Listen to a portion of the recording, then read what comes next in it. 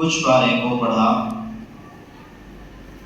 اس میں سے چند آیتوں کا خلاصہ اور ترجمہ آپ کے سامنے پیش خدمت ہے۔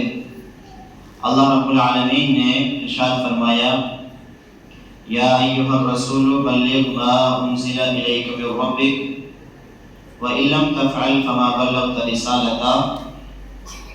اے رسول صلی اللہ علیہ وسلم، آپ لوگوں تک پہنچا دیجیے اس چیز کو جو آپ کی طرف آپ کے رب کی جانب سے وحی کی گئی ہے، اور فرمایا وَإِن لَمْ تَفْعَلْ فَمَا بَلَّغْتَ رِسَالَتَهُ، اگر آپ نے ایسا نہ کیا، یعنی آپ کو شریعت دی جا رہی ہے، آپ کو احکامات مسائل لوگوں کے بارے میں بتائے جا رہے ہیں، اور آپ نے اگر اسے لوگوں تک نہ پہنچایا تو فرمایا فَمَا بَلَّغْتَ رِسَالَتَهُ، آپ نے اپنی رسالت کا حق ادا نہ کیا۔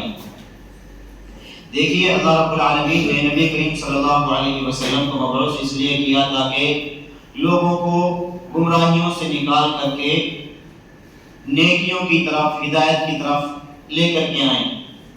جیسا کہ نبی کریم صلی اللہ علیہ وسلم کو کئی سارے القابات سے اللہ رب العالمین نے خود قرآن مجید میں پکارا ہے۔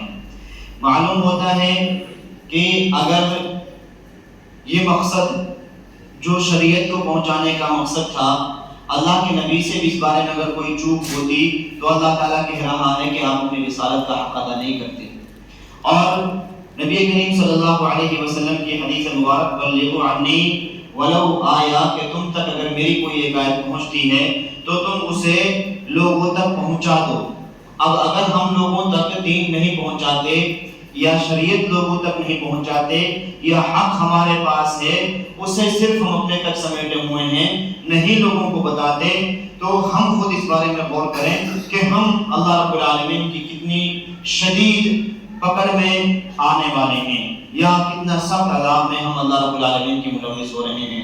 بہرکیف ضرورت اس بات کی ہے جہاں ہم خود حق پر ہوں اور ہمیں حق معلوم ہو، صحیح معلوم ہو، حقیقی دین ہمیں معلوم ہو، ہمیں لوگوں تک وہ دین پہنچانا چاہیے، بھلے ہی اس میں کچھ تکلیفوں کا، کچھ مسائل کا، کچھ مشکلات کا سامنا کرنا پڑے۔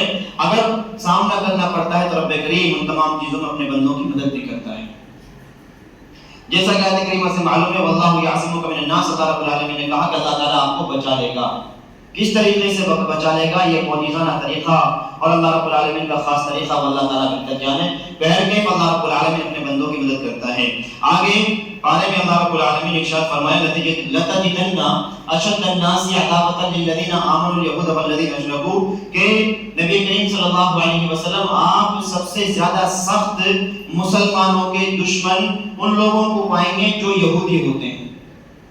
دیکھیے قرآن کریم اہل ایمان کے بارے میں وضاحت کر رہا ہے کہ ان سے کون دوستی رکھتا ہے، کون دشمنی رکھتا ہے، اور دشمنی میں سب سے بڑا ہاتھ جس کا ہوتا ہے وہ یہودیوں کا ہوتا ہے۔ قرآن کریم کی آیت کریمہ سے یہ چیز ہمیں معلوم ہوتی ہے۔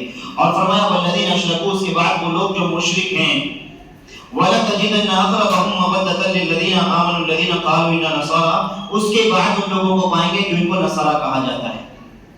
اور نصارہ میں سب سے کم جو بغض و عداوت اور اسی طریقے سے دشمنی امت محمدیہ ہوتی ہے، اس کی وجہ بیان فرمائی ذالک بأن منهم قسیسین رہبانا وانہم لا یستکبرون، ان کے درمیان، نصرانیوں کے درمیان علماء ہوتے ہیں اور ان کے ماننے والوں میں وہ لوگ ہوتے ہیں جو عبادت گزار بندے ہوتے ہیں۔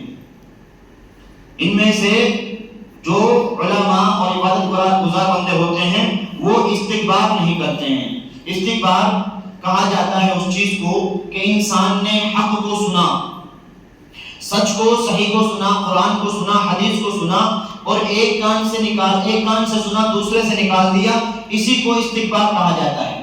اور یہی الفاظ اللہ رب العالمین نے ابلیس کے لیے قرآن مجید میں بیان کیے ہیں۔ کہا ابا واستکبر وکان من الکافرین، اس نے انکار کیا، اور انکار کرنے کا جو طریقہ تھا اللہ تعالیٰ نے اس سے کہا کہ سجدہ کر، اس نے منع نہیں کیا۔ انکار کرنے کا جو طریقہ بتایا اللہ رب العالمین نے، اس نے یہ کرا کہ ایک کان سے سنا دوسرے سے نکال دیا، اس پر دھیان نہیں دیا، اس نے دھیان نہیں دیا، یوں ہی چھوڑ دیا۔ جیسا کہ اگر ہم اپنی زبان پر بیان کرنے کی کوشش کریں تو جو ہمارا رویہ ہے سیم وہی رویہ یہ ابلیس کا اور ان لوگوں کا جو یوں ہی سنتے ہیں اور نکال دیتے ہیں. ہم نے سنا اور نکال دیا, اس پر غور و فکر نہیں کیا, یا یہ نہیں سوچا اگر ہمارے بارے میں صحیح چیز بیان کی جا رہی ہے تو اس صحیح سے ہمیں کیا مل سکتا ہے, اگر ہم اس پر عمل کریں تو ہم کتنے مقامات کو, کتنے اچھائیوں کو پہنچ سکتے ہیں, ہم اس چیز پر غور نہیں کرتے. تو استکبار کہتے ہیں اس کو, ایک سے سنا دوسرے سے نکالا جائے. وہ کبر کی ایک پہچان ہوتی ہے, غرور اور گھمنڈ کی ایک پہچان ہوتی ہے. فرمایا کہ وہ استکبار نہیں کرتے. آگے اللہ رب العالمین ایک بڑی چیز بیان فرما رہا ہے اور کہہ رہا ہے وَإِذَا سَمِعُوا مَا أُنزِلَ إِلَى الرَّسُولِ. اے نبی کریم صلی اللہ علیہ وسلم جب مکہ میں تھے تو اللہ کے نبی نے کچھ صحابہ کو حبشہ کی طرف ہجرت کر کے بھیجا تھا, اور ہجرت کر کے جب وہاں صحابہ گئے تو اللہ کے نبی صلی اللہ علیہ وسلم نے ایک صحابی کو ان کے حبشہ کے بادشاہ کو ایک مکتوب لکھ کے بھیجا, خط لکھ کر کے بھیجا, اور انہوں نے جا کر کے ان کو دیا. اور دینے کے بعد جب حبشہ کے اس بادشاہ نے اس خط کو پڑھا تو ان مہاجرین کو اس بادشاہ نے بلایا, اور بلانے کے بعد ان میں سے ایک صحابی رسول حضرت جعفر بن ابی طالب رضی اللہ تعالی عنہ تھے.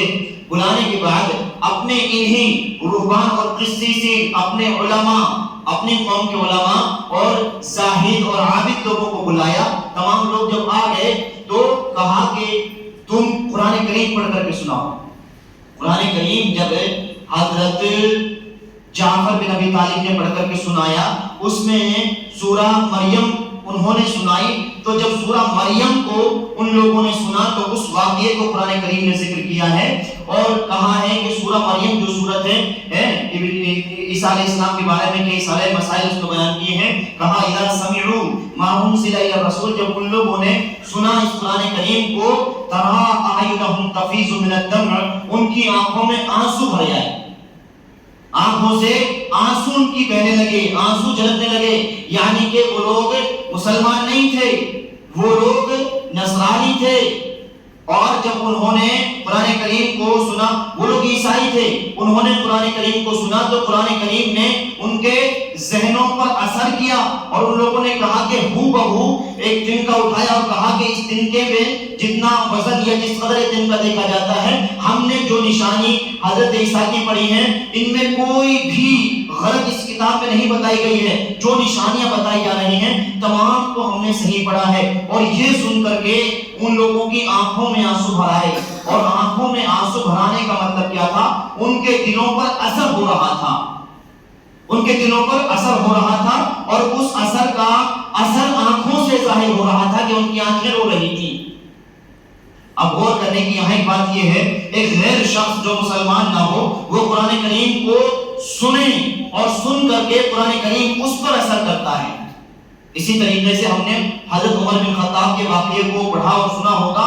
جب انہوں نے قرآن کریم کو سنا تو ان کا بالکل رجحان بدل گیا, اور جہاں وہ دشمن تھے, جہاں قتل کرنے چل رہے تھے, وہاں وہ اسلام اور مسلمان کے ساتھی بننے کو تیار ہو گئے.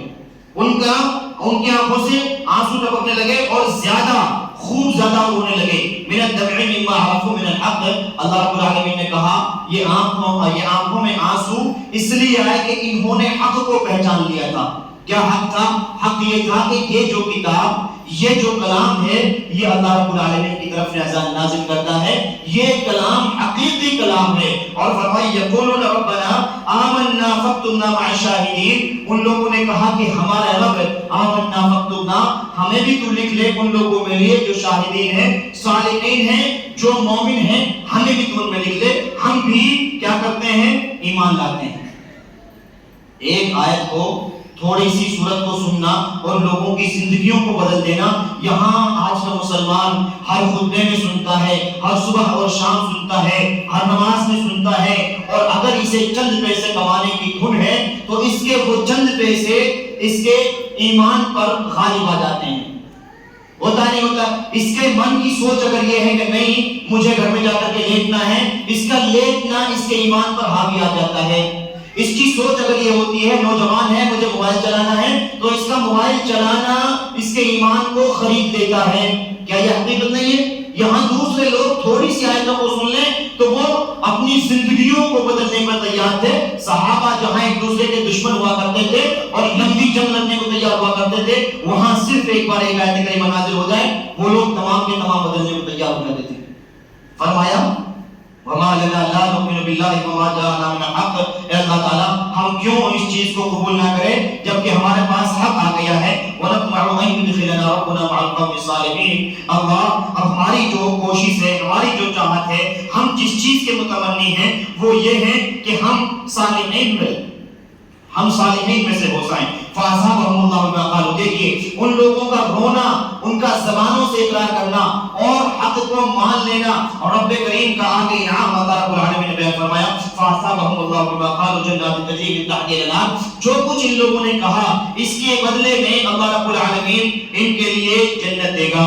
جنات تجری من تحتها الانہار، وہ جنتیں جن کے نیچے نہریں جاری ہیں، خالدین فیہا، اور جس میں یہ ہمیشہ ہمیشہ رہیں گے. وذالک جزاء المحسنین، اور اللہ رب العالمین احسان کرنے والوں کے ساتھ یہی معاملہ اختیار کرتا ہے. اس کے برعکس اگر کوئی انکار کرتا ہے والذین کفروا وکذبوا بآیاتنا اولئک اصحاب الجحیم، جو انکار کرتا ہے تو اللہ رب العالمین ان کو جہنم میں داخل کرتا ہے. ایک اور بات آیت کریمہ آپ کے سامنے رکھ کر کے بات ختم کروں. کہا اللہ رب العالمین نے لا یؤاخذکم اللہ، اس سے پہلے کہا کہ کسی چیز کو جو تمہیں حلال کی گئی ہے اس کو حرام نہ کہو، اور کہا کہ لا تحرموا الطیبات ما احل اللہ لکم ولا تعتدوا، اور حد سے تجاوز نہ کرو. ان اللہ یحب المعتدین وکلوا مما رزقکم اللہ حلالا طیبا. کہا حلال کھاؤ اور طیب چیز کھاؤ، ایسی رزق کھاؤ جو حلال بھی ہو اور صاف ستھری بھی ہو. واتقوا اللہ، اور ڈرو اللہ رب العالمین سے جس پر تم ایمان لاتے ہو. اور فرمایا لا یؤاخذکم اللہ باللغو فی ایمانکم ولکن یؤاخذکم بما عقدتم الایمان.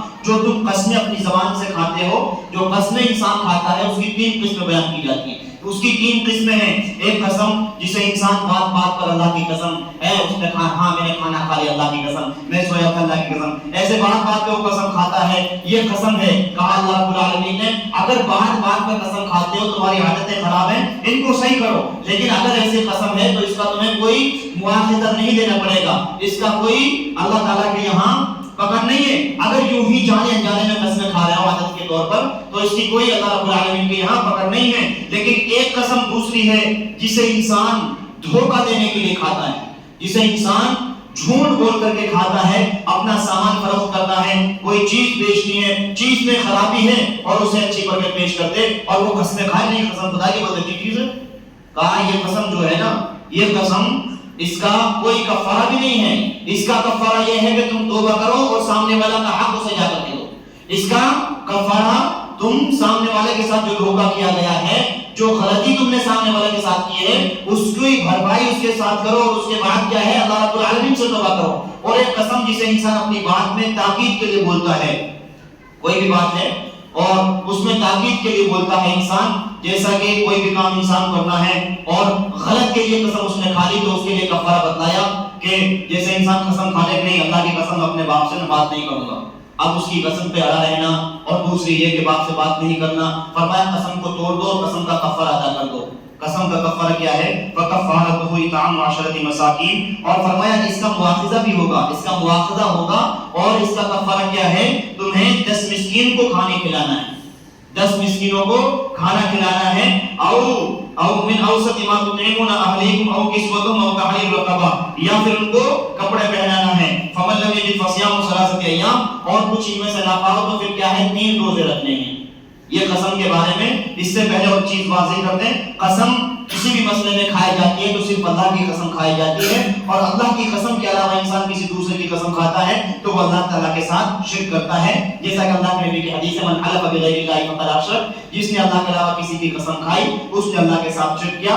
بہرکیف آج کے درس میں کئی باتیں معلوم ہوتی ہیں اور ہمارے ایمان کو تازگی ملتی ہے. ہمیں قرآن کریم کی آیتیں جہاں سننے کو ملیں، ضرورت اس بات کی ہے کہ ہم اپنے ایمان کو اس سے تازہ کریں، ہم کوشش کریں کہ ان پر عمل کریں، ہم اپنے ضمیر کو جگائیں اور کوشش کریں ہیں کہ جہاں ہم نے قرآن سنا ہے وہاں ہم کہتے ہیں آمنا وصدقنا، ہم ایمان لاتے ہیں اور تصدیق کرتے ہیں۔ یہ دنیا جہاں دھوکہ کا سامان ہے، وہیں رب کریم کی آیت کریمہ ہمیں ہماری زندگیوں میں ٹھنڈک پہنچانے کے لیے، سکون دینے کے لیے، ہماری دنیا کو بہتر بنانے کے لیے، ہماری آخرت کو بہتر بنانے کے لیے ہمیں پیغام سناتی ہیں اور بتاتی ہیں کہ آؤ پلٹ آؤ رب کے قرآن کی طرف، آؤ لوٹ آؤ اللہ تعالیٰ کی طرف، تمہاری زندگیاں سنور جائیں گی، تمہاری آخرتیں سنور جائیں گی۔ اللہ تعالیٰ سے دعا کرتے ہیں مولا کریم تو ہمیں قرآن کریم پر عمل کرنے کی توفیق نصیب فرما دے، اللہ تو قرآن آیت کو ہماری زندگی میں ڈھالنے کی توفیق نصیب فرما دے۔ آمین۔ وآخر دعوانا ان الحمد للہ رب العالمین۔